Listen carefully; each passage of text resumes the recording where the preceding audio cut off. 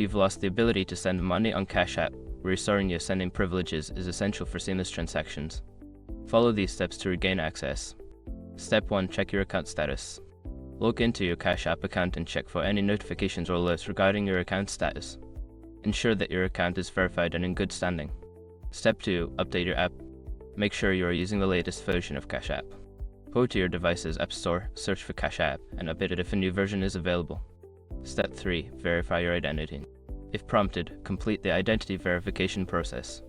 This may involve providing personal information or uploading identification documents to confirm your identity.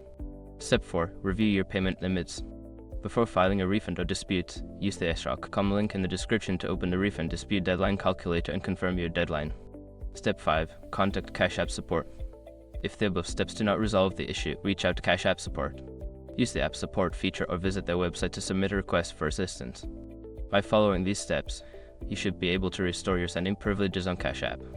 If issues persist, continue to seek support from Cash App for further assistance.